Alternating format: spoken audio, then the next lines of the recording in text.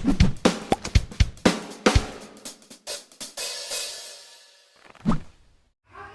Guys, आप सभी का स्वागत है आपके YouTube channel flying shot and zone में। सो गाइस, जैसा आप जानते हैं ये नोटिस पुराना है। 26, 27 और 29 ये 3 डेट्स पे पर्सनल असिस्टेंट दिल्ली जल बोर्ड 4600 ग्रेड पे, जिसका पोस्ट कोड 17/21 है, उसका एग्ज़ाम होना है। यानी कि 26 ऑफ नवंबर को पहला 3rd शिफ्ट में एग्ज़ाम होना है और अभी तक एडमिट कार्ड नहीं आया है। तो सबसे पहली चीज़ तो ये है कि एडमिट कार्ड आपको आज यानी कि संडे है और मोस्ट प्रोबेबली उम्मीद थोड़ी कम है, बट मुझे उम्मीद ऐसी लगती है कि आज आपको एडमिट कार्ड मिल जाएगा। और अगर आज नहीं मिलता है तो आपको कल 2 बजे तक यानी कि मंडे 22 ऑफ नवंबर को आपका एडमिट कार्ड आ जाएगा कि आपका एग्ज़ाम कौन सी शिफ्ट में, कौन सी तारीख को और कितने बजे होगा। सबसे पहली चीज़ तो ये। देखिए गाइस, दूसरी चीज़ मैं आपको एक चीज़ बता दूं, इसमें सेक्शनल जो आपका सेक्शनल पार्ट्स होते हैं, यानी कि जैसे आप एसएससी या अदर एग्ज़ाम्स में देते हैं ऑनलाइन एग्ज़ामिनेशन, कि आपके 4 या 5 सेक्शन जो भी होते हैं, मैं DSSB को लेके चलता हूं जिसमें 5 सेक्शंस होते हैं 40 मार्क्स के।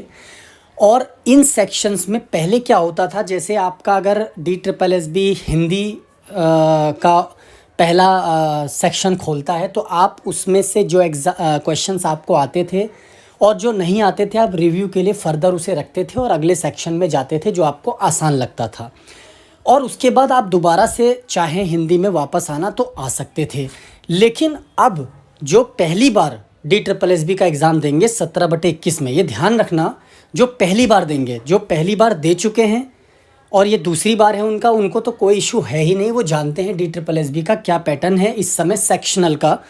लेकिन जो पहली बार दे रहे हैं उनके लिए सबसे इम्पॉर्टेंट चीज़ यही है जो उनको ध्यान रखनी है कि जिस पार्ट को DSSB ओपन करेगा, यानी कि आपके 5 सेक्शन हैं, उस 5 सेक्शन को 10 पार्ट्स में डिवाइड किया गया है। यानी कि अगर आप हिंदी लेते हैं, लेट्स सपोज 40 क्वेश्चंस हैं उसमें, तो आपके 2 सेक्शन होंगे, उसमें 2 पार्ट होंगे जिसमें 20 मार्क्स के 2 होंगे, यानी कि 2 पार्ट होंगे उस एक सेक्शन के। तो इस तरीके से 5 सेक्शन के 10 पार्ट्स हैं और जो पहला पार्ट्स आपका ओपन होगा आपको उसी को पूरा अटेम्प्ट करना होगा। आपको जो क्वेश्चन नहीं आता आप उसे फर्दर रिव्यू के लिए नहीं रख सकते।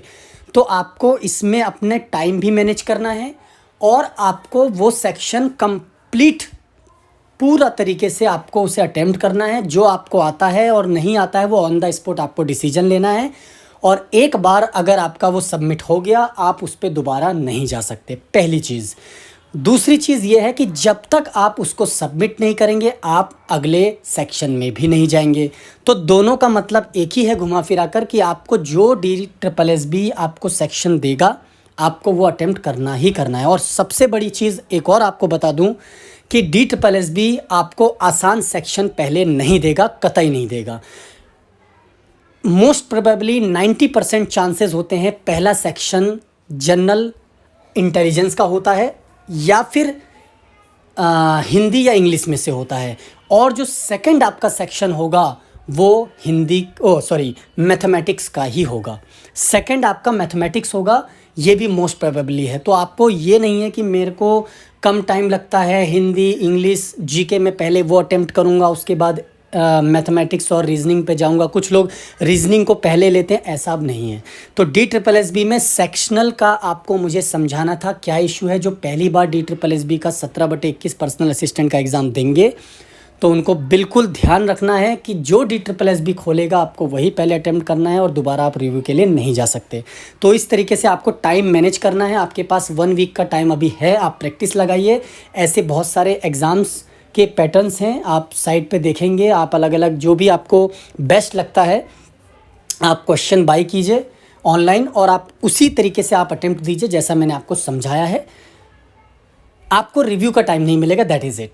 सो गाइज़, अगर ये वीडियो इन्फॉर्मेशन आपको अच्छी लगे तो लाइक और शेयर ज़रूर कर दे। जो चैनल पे नए हैं वो चैनल को सब्सक्राइब करना ना भूलें। Thank you so much.